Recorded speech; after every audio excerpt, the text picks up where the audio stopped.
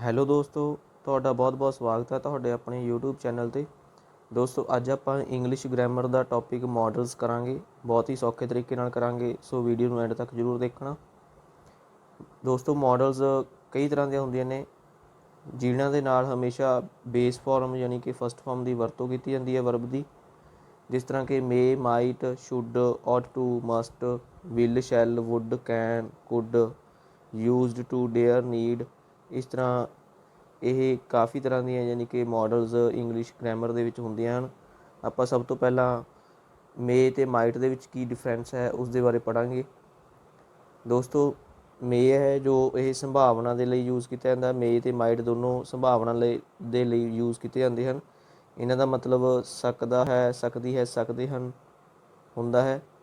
ਮੇ ਹੈ ਜੋ ਇਹ 50% ਜਦੋਂ ਪੋਸੀਬਿਲਿਟੀ ਹੋਵੇ, ਸੰਭਾਵਨਾ ਹੋਵੇ, ਆਪਾਂ ਉਦੋਂ ਇਸ ਦੀ ਵਰਤੋਂ ਕਰਦੇ ਹਾਂ। ਮਾਈਟ ਦੀ ਵਰਤੋਂ ਜਦੋਂ ਸੰਭਾਵਨਾ ਬਹੁਤ ਹੀ ਘੱਟ ਹੋਵੇ, ਵੈਰੀ ਲਿਟਲ ਪੋਸੀਬਿਲਿਟੀ ਹੋਵੇ, ਉਸ ਸਮੇਂ ਕੀਤੀ ਜਾਂਦੀ ਹੈ। 10 ਤੋਂ 20% ਪੋਸੀਬਿਲਿਟੀ ਹੋਵੇ ਜਦੋਂ, ਉਸ ਸਮੇਂ ਅਸੀਂ ਮਾਈਟ ਦੀ ਵਰਤੋਂ ਕਰਦੇ ਹਾਂ। ਆਪਾਂ ਐਗਜ਼ਾਮਪਲ ਦੇ ਨਾਲ ਇਸ ਨੂੰ ਸਮਝਦੇ ਹਾਂ। ਜਿਸ ਤਰ੍ਹਾਂ ਕਿ ਆਪਣੇ ਕੋਲ ਪਹਿਲਾ ਸੈਂਟੈਂਸ ਹੈ, ਇਟ ਮੇ ਰੇਨ ਟੂਡੇ। ਅੱਜ ਮੀਂਹ ਪੈ ਸਕਦਾ ਹੈ। ਆਪਾਂ ਇੱਥੇ ਮੇ ਦੀ ਵਰਤੋਂ ਤਾਂ ਕੀਤੀ ਹੈ ਕਿਉਂਕਿ ਮੀਂਹ ਪੈਣ ਦੀ ਸੰਭਾਵਨਾ ਜ਼ਿਆਦਾ ਹੈ। ਹੋ ਸਕਦਾ ਹੈ ਅਸਮਾਨ ਦੇ ਵਿੱਚ ਬੱਦਲ ਹੋਣ, ਇਸ ਕਰਕੇ ਆਪਾਂ ਮੇ ਦੀ ਵਰਤੋਂ ਕੀਤੀ ਹੈ। ਜੇਕਰ ਸੰਭਾਵਨਾ ਘੱਟ ਹੋਵੇ ਤਾਂ ਆਪਾਂ ਮਾਈਟ ਦੀ ਵਰਤੋਂ ਕਰਾਂਗੇ। ਮੰਨ ਲਓ ਆਕਾਸ਼ ਦੇ ਵਿੱਚ ਬਿਲਕੁਲ ਥੋੜ੍ਹੇ ਬੱਦਲ ਹਨ, ਤਾਂ ਉੱਥੇ ਸੰਭਾਵਨਾ ਹੈ ਜੋ ਮੀਂਹ ਪੈਣ ਦੀ ਬਹੁਤ ਘੱਟ ਹੈ। ਇਸ ਤਰ੍ਹਾਂ ਉੱਥੇ ਆਪਾਂ ਮਾਈਟ ਦੀ ਵਰਤੋਂ ਕਰ ਸਕਦੇ ਹਾਂ। ਮੈਨੂੰ ਉਮੀਦ ਹੈ ਤੁਹਾਨੂੰ ਇਹਨਾਂ ਦੇ ਵਿੱਚ ਡਿਫਰੈਂਸ ਹੈ ਜੋ ਪੋਸੀਬਿਲਿਟੀ ਦੇ ਬੇਸ 'ਤੇ ਆਪਾਂ ਇਹਨਾਂ ਨੂੰ ਯੂਜ਼ ਕਰਦੇ ਹਾਂ ਉਹ ਪਤਾ ਲੱਗ ਗਿਆ ਹੋਵੇਗਾ। ਇਸੇ ਤਰ੍ਹਾਂ ਹੀ ਆਪਾਂ ਮੇ ਦੀ ਵਰਤੋਂ ਹੋਰ ਕਿੱਥੇ ਕਰਦੇ ਹਾਂ, ਦੇਖਦੇ ਹਾਂ। ਮੇ ਦੀ ਵਰਤੋਂ ਇਜਾਜ਼ਤ ਦੇਣ ਜਾਂ ਲੈਣ ਦੇ ਲਈ ਕੀਤੀ ਜਾਂਦੀ ਹੈ। ਜਿਸ ਤਰ੍ਹਾਂ ਕਿ ਆਪਾਂ ਯੂਜ਼ ਕਰਦੇ ਹਾਂ ਸੈਂਟੈਂਸ ਮੇ ਆਈ ਕਮ ਇਨ ਸਰ। ਇਸ ਤਰ੍ਹਾਂ ਇਜਾਜ਼ਤ ਦੇਣ ਦੇ ਲਈ ਵੀ ਮੇ ਦੀ ਵਰਤੋਂ ਕੀਤੀ ਜਾ ਸਕਦੀ ਹੈ। ਜਿਵੇਂ ਕਿ ਤੁਸੀਂ ਸੈਂਟੈਂਸ ਦੇ ਵਿੱਚ ਦੇਖਦੇ ਹੋ, ਸ਼ੀ ਮੇ ਗੋ ਨਾਓ, ਹੁਣ ਉਹ ਜਾ ਸਕਦੀ ਹੈ। ਇਸ ਤਰ੍ਹਾਂ ਇਹ ਦੋਵਾਂ ਸੈਂਟੈਂਸਸ ਦੇ ਵਿੱਚ ਇੱਕ ਦੇ ਵਿੱਚ ਇਜਾਜ਼ਤ ਲਈ ਜਾ ਰਹੀ ਹੈ ਅਤੇ ਦੂਜੇ ਦੇ ਵਿੱਚ ਦਿੱਤੀ ਜਾ ਰਹੀ ਹੈ। ਇਸੇ ਤਰ੍ਹਾਂ ਆਪਾਂ ਮਾਈਟ ਦੀ ਵਰਤੋਂ ਵੀ ਇਜਾਜ਼ਤ ਲੈਣ ਦੇ ਲਈ ਕਰਦੇ ਹਾਂ, ਪਰ ਇਸ ਦੀ ਵਰਤੋਂ ਬਹੁਤ ਘੱਟ ਹੁੰਦੀ ਹੈ। ਜਿਸ ਤਰ੍ਹਾਂ ਕਿ ਮਾਈਟ ਆਈ ਕਮ ਇਨ ਸਰ, ਇਸ ਦੀ ਵਰਤੋਂ ਨਾ ਦੇ ਬਰਾਬਰ ਹੀ ਹੁੰਦੀ ਹੈ। ਇਸੇ ਤਰ੍ਹਾਂ ਆਪਾਂ ਅਗਲਾ ਯੂਜ਼ ਦੇਖਦੇ ਹਾਂ ਮੇ ਅਤੇ ਮਾਈਟ ਦਾ ਕਿੱਥੇ ਹੁੰਦਾ ਹੈ। ਦੋਸਤੋ, ਮੇ ਦੀ ਵਰਤੋਂ ਜਦੋਂ ਆਪਾਂ ਕਿਸੇ ਨੂੰ ਬਲੈਸਿੰਗ, ਆਸ਼ੀਰਵਾਦ ਜਾਂ ਸ਼ੁਭ ਕਾਮਨਾ ਦਿੰਦੇ ਹਾਂ ਉੱਥੇ ਕਰਦੇ ਹਾਂ। ਜਿਸ ਤਰ੍ਹਾਂ ਕਿ ਮੇ ਯੂ ਲਿਵ ਲੌਂਗ, ਤੁਹਾਡੀ ਉਮਰ ਲੰਬੀ ਹੋਵੇ। ਇਸ ਤਰ੍ਹਾਂ ਇੱਥੇ ਆਪਾਂ ਮੇ ਦੀ ਵਰਤੋਂ ਕਰਾਂਗੇ। ਦੂਸਰੀ ਸਾਈਡ ਦੇਖਦੇ ਹਾਂ ਆਪਾਂ ਮਾਈਟ ਦੀ ਵਰਤੋਂ ਕਿੱਥੇ ਹੁੰਦੀ ਹੈ। ਮਾਈਟ ਦੋਸਤੋ ਮੇ ਦੀ ਪਾਸਟ ਫਾਰਮ ਹੈ। ਇਸ ਤਰ੍ਹਾਂ ਜਦੋਂ ਅਸੀਂ ਪਾਸਟ ਦੇ ਵਿੱਚ ਕੋਈ ਗੱਲ ਕਰਦੇ ਹਾਂ, ਜਿਸ ਤਰ੍ਹਾਂ ਕਿ she asked if she might read my book, ਉਸਨੇ ਪੁੱਛਿਆ ਕਿ ਉਹ ਮੇਰੀ ਬੁੱਕ ਪੜ੍ਹ ਸਕਦੀ ਹੈ। ਇਸ ਤਰ੍ਹਾਂ ਇੱਥੇ ਇਹ ਪਾਸਟ ਦੀ ਗੱਲ ਹੈ। ਜਿਵੇਂ ਕਿ ਤੁਸੀਂ ਸੈਂਟੈਂਸ ਦੇ ਵਿੱਚ ਦੇਖ ਰਹੇ ਹੋ, ਆਸਕਡ ਤੋਂ ਪਤਾ ਲੱਗਦਾ ਹੈ, ਤਾਂ ਆਪਾਂ ਇੱਥੇ ਮੇ ਦੀ ਬਜਾਏ ਮਾਈਟ ਦੀ ਵਰਤੋਂ ਕਰਾਂਗੇ। ਇਸ ਤਰ੍ਹਾਂ ਮੇ ਅਤੇ ਮਾਈਟ ਦੀ ਜੋ ਯੂਜ਼ ਹੈ ਆਪਾਂ ਨੇ ਦੇਖਿਆ ਹੈ। ਇਸ ਦੇ ਨਾਲ ਰਿਲੇਟਡ ਆਪਾਂ MCQs ਕਰਦੇ ਹਾਂ, ਉਹਨਾਂ ਤੋਂ ਤੁਹਾਨੂੰ ਹੋਰ ਵੀ ਪਤਾ ਲੱਗ ਜਾਵੇਗਾ। ਆਪਣਾ ਪਹਿਲਾ ਸੈਂਟੈਂਸ ਹੈ, ਰਾਮ ਡੈਸ਼ ਕਮ ਟੂਡੇ। ਇਸ ਦੇ ਵਿੱਚ ਨੋਟ ਵੈਰੀ ਸ਼ਿਓਰ, ਬਹੁਤ ਘੱਟ ਸ਼ਿਓਰ ਹੈ ਬੋਲਣ ਵਾਲਾ, ਤਾਂ ਆਪਾਂ ਇੱਥੇ ਕਿਸ ਦੀ ਵਰਤੋਂ ਕਰਾਂਗੇ? ਆਪਾਂ ਇੱਥੇ ਮਾਈਟ ਦੀ ਵਰਤੋਂ ਕਰਾਂਗੇ। ਦੋਸਤੋ, ਆਪਸ਼ਨ ਬੀ ਬਿਲਕੁਲ ਕਰੈਕਟ ਹੈ। ਰਾਮ ਮਾਈਟ ਕਮ ਟੂਡੇ। ਇੱਥੇ ਸੰਭਾਵਨਾ ਬਹੁਤ ਘੱਟ ਹੈ, ਰਾਮ ਅੱਜ ਆ ਸਕਦਾ ਹੈ, ਬਹੁਤ ਘੱਟ ਸੰਭਾਵਨਾ ਹੈ, ਇਸ ਲਈ ਆਪਾਂ ਨੂੰ ਕਿਹਾ ਗਿਆ ਹੈ ਕਿ ਨੋਟ ਵੈਰੀ ਸ਼ਿਓਰ, ਤਾਂ ਆਪਸ਼ਨ ਬੀ ਬਿਲਕੁਲ ਕਰੈਕਟ ਹੈ। ਅਗਲਾ ਸੈਂਟੈਂਸ ਦੇਖਦੇ ਹਾਂ, dash he soul rest in peace. ਇੱਥੇ ਸ਼ੁਭ ਕਾਮਨਾ ਦੀ ਗੱਲ ਕੀਤੀ ਗਈ ਹੈ। ਇਸ ਤਰ੍ਹਾਂ ਇੱਥੇ ਆਪਾਂ ਆਪਸ਼ਨ ਏ ਬਿਲਕੁਲ ਕਰੈਕਟ ਹੈ, ਮੇ ਦੀ ਵਰਤੋਂ ਕਰਾਂਗੇ। May his soul rest in peace, ਇਸ ਦਾ ਮਤਲਬ ਹੈ ਕਿ ਉਸ ਦੀ ਆਤਮਾ ਨੂੰ ਰੱਬ ਸ਼ਾਂਤੀ ਬਖਸ਼ੇ। ਇਸ ਤਰ੍ਹਾਂ ਇੱਥੇ ਮੇ ਦੀ ਵਰਤੋਂ ਹੋਵੇਗੀ। ਅਗਲਾ ਸੈਂਟੈਂਸ ਦੇਖਦੇ ਹਾਂ, he worked hard so that he dash pass. ਉਸਨੇ ਬਹੁਤ ਜ਼ਿਆਦਾ ਮਿਹਨਤ ਕੀਤੀ ਤਾਂ ਜੋ ਉਹ ਪਾਸ ਹੋ ਸਕੇ। ਦੋਸਤੋ, ਇਸ ਸੈਂਟੈਂਸ ਦੇ ਵਿੱਚ ਤੁਸੀਂ ਜਿਵੇਂ ਕਿ ਦੇਖ ਰਹੇ ਹੋ, ਵਰਕਡ ਤੋਂ ਪਤਾ ਲੱਗ ਰਿਹਾ ਹੈ ਕਿ ਇਹ ਬੀਤੇ ਸਮੇਂ ਦੀ ਗੱਲ ਹੋ ਰਹੀ ਹੈ, ਪਾਸਟ ਦੀ ਗੱਲ ਹੋ ਰਹੀ ਹੈ। ਇਸ ਤਰ੍ਹਾਂ ਆਪਾਂ ਇੱਥੇ ਮੇ ਨਹੀਂ ਵਰਤਾਂਗੇ, ਇੱਥੇ ਆਪਾਂ ਮਾਈਟ ਦੀ ਵਰਤੋਂ ਕਰਾਂਗੇ। ਇਸ ਤਰ੍ਹਾਂ ਆਪਣੀ ਆਪਸ਼ਨ ਡੀ ਬਿਲਕੁਲ ਕਰੈਕਟ ਹੈ। ਅਗਲਾ ਸੈਂਟੈਂਸ ਦੇਖਦੇ ਹਾਂ ਜੀ, you dash telephone from here. ਇੱਥੇ ਇਹ ਆਪਾਂ ਨੂੰ ਇੱਕ ਰਿਟਨ ਨੋਟਿਸ ਦਿੱਤਾ ਗਿਆ ਹੈ। ਇਹ ਇੱਕ ਰਿਟਨ ਨੋਟਿਸ ਹੈ ਕਿ ਤੁਸੀਂ ਇੱਥੋਂ ਟੈਲੀਫੋਨ ਕਰ ਸਕਦੇ ਹੋ, ਇਜਾਜ਼ਤ ਦਿੱਤੀ ਗਈ ਹੈ। ਇਸ ਤਰ੍ਹਾਂ ਆਪਾਂ ਇੱਥੇ ਮੇ ਦੀ ਵਰਤੋਂ ਕਰਾਂਗੇ, you may telephone from here. ਇਸ ਤਰ੍ਹਾਂ ਆਪਾਂ ਇਜਾਜ਼ਤ ਲੈਣ ਅਤੇ ਦੇਣ ਦੇ ਲਈ ਮੇ ਦੀ ਵਰਤੋਂ ਕਰਦੇ ਹਾਂ। ਦੋਸਤੋ ਆਪਾਂ ਅੱਗੇ ਦੇਖਦੇ ਹਾਂ ਕਿ ਸ਼ੁੱਡ, ought to ਅਤੇ ਮਸਟ ਦੇ ਵਿੱਚ ਕੀ ਡਿਫਰੈਂਸ ਹੈ। ਸ਼ੁੱਡ ਦਾ ਮਤਲਬ ਹੁੰਦਾ ਹੈ ਚਾਹੀਦਾ ਹੈ, ਜਿਸ ਤਰ੍ਹਾਂ ਕਿ ਤੁਸੀਂ ਦੇਖ ਰਹੇ ਹੋ ਇਹ ਸਲਾਹ ਦੇਣ ਜਾਂ ਲੈਣ ਦੇ ਲਈ ਵਰਤਿਆ ਜਾਂਦਾ ਹੈ। ਜਿਵੇਂ ਕਿ you should take care of your self. ਤੁਹਾਨੂੰ ਆਪਣੇ ਆਪ ਦਾ ਧਿਆਨ ਰੱਖਣਾ ਚਾਹੀਦਾ ਹੈ, ਆਪਣੇ ਆਪ ਦਾ ਖਿਆਲ ਰੱਖਣਾ ਚਾਹੀਦਾ ਹੈ। ਇਸ ਤਰ੍ਹਾਂ ਆਪਾਂ ਇੱਥੇ ਵਿਅਕਤੀ ਨੂੰ ਸਲਾਹ ਦੇ ਰਹੇ ਹਾਂ। ਅਗਲਾ ਸੈਂਟੈਂਸ ਦੇਖਦੇ ਹਾਂ ਜੀ, ਅੱਗੇ ਆਪਾਂ ought to ਦੀ ਵਰਤੋਂ ਕਿੱਥੇ ਕਰਦੇ ਹਾਂ। ਇਸ ਦਾ ਮਤਲਬ ਹੀ ਚਾਹੀਦਾ ਹੁੰਦਾ ਹੈ। ਇਹ ਜਿਸ ਤਰ੍ਹਾਂ ਕਿ ਆਪਾਂ ਮੈਡੀਸਨ ਥੋੜ੍ਹੀ ਇੱਕ ਦੂਜੀ ਤੋਂ ਜ਼ਿਆਦਾ ਡੋਜ਼ ਵਾਲੀ ਹੁੰਦੀ ਹੈ, ਤੇਜ਼ ਹੁੰਦੀ ਹੈ, ਇਸੇ ਤਰ੍ਹਾਂ ਹੀ ਸ਼ੁੱਡ ਤੋਂ ਥੋੜ੍ਹਾ ਜਿਹਾ ਜ਼ਿਆਦਾ ਜੋ ਦਬਾਅ ਪਾਉਣ ਵਾਲਾ ਹੁੰਦਾ ਹੈ ਉਹ ought to ਹੁੰਦਾ ਹੈ। ought to ਹੈ ਜੋ ਇਹ ਜਿੱਥੇ ਕੋਈ ਨੈਤਿਕ ਕਰਤੱਵ, ਨੈਤਿਕ ਜ਼ਿੰਮੇਵਾਰੀ, ਸਲਾਹ, ਜਿਸ ਤਰ੍ਹਾਂ ਮੋਰਲ ਡਿਊਟੀ, ਐਡਵਾਈਸ ਜਾਂ ਨਸੈਸਿਟੀ ਦੀ ਗੱਲ ਕੀਤੀ ਜਾ ਰਹੀ ਹੋਵੇ, ਉੱਥੇ ਆਪਾਂ ought to ਦੀ ਵਰਤੋਂ ਕਰਦੇ ਹਾਂ। ਆਪਾਂ ਐਗਜ਼ਾਮਪਲ ਤੋਂ ਸਮਝਦੇ ਹਾਂ ਜੀ।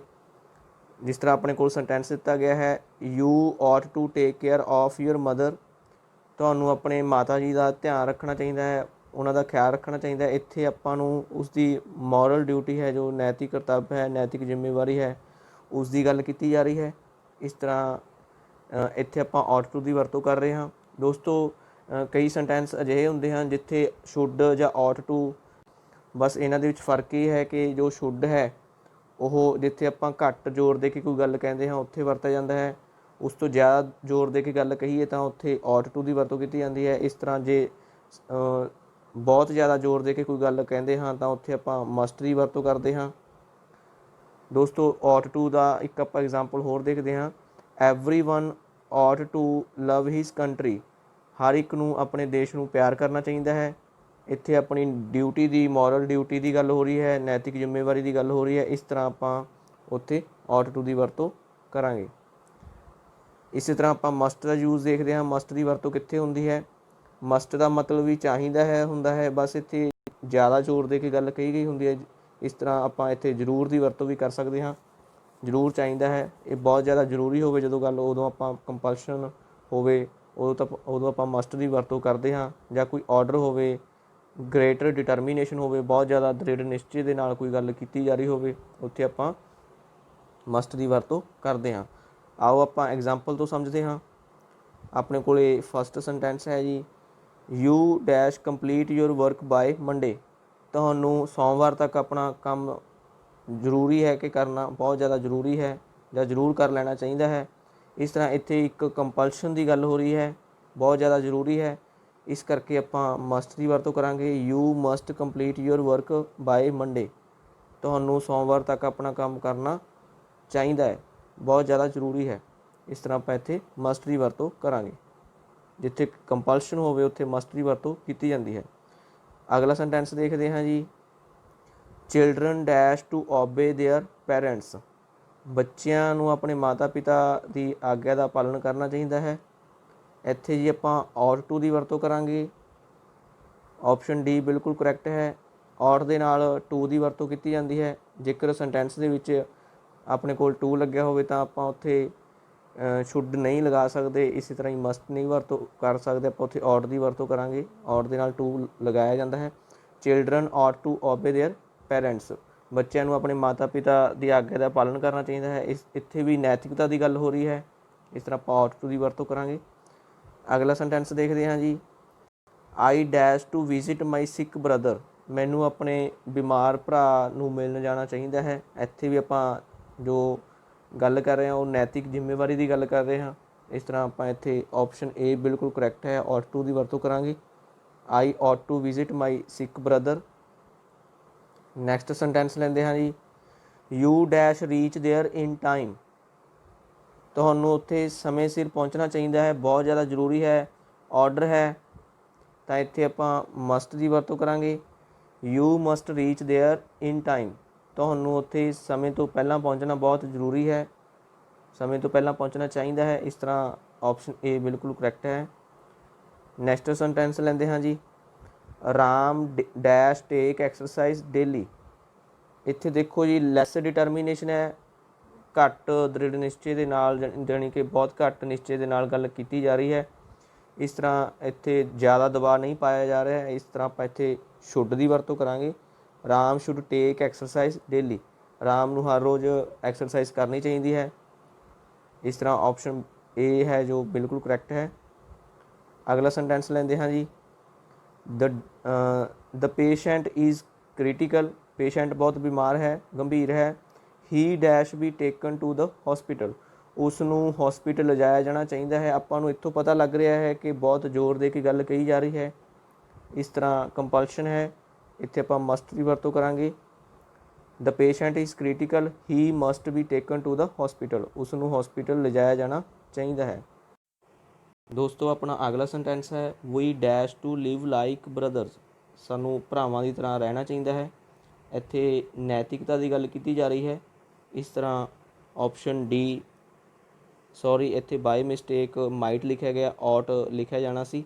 ਇਸ ਤਰ੍ਹਾਂ ਆਪਸ਼ਨ ਡੀ ਹੈ ਜੋ ਬਿਲਕੁਲ ਰਾਈਟ ਹੈ, we ought to live like brothers. ਸਾਨੂੰ ਭਰਾਵਾਂ ਦੀ ਤਰ੍ਹਾਂ ਰਹਿਣਾ ਚਾਹੀਦਾ ਹੈ, ਨੈਤਿਕਤਾ ਦੀ ਗੱਲ ਕੀਤੀ ਜਾ ਰਹੀ ਹੈ। ਅਗਲਾ ਸੈਂਟੈਂਸ ਦੇਖਦੇ ਹਾਂ ਜੀ, ਯੂਅਰ ਫਾਦਰ ਇਜ਼ ਸਲੀਪਿੰਗ। ਤੁਹਾਡੇ ਪਿਤਾ ਜੀ ਸੋ ਰਹੇ ਹਨ। You dash not speak loudly. ਤੁਹਾਨੂੰ ਉੱਚੀ ਨਹੀਂ ਬੋਲਣਾ ਚਾਹੀਦਾ।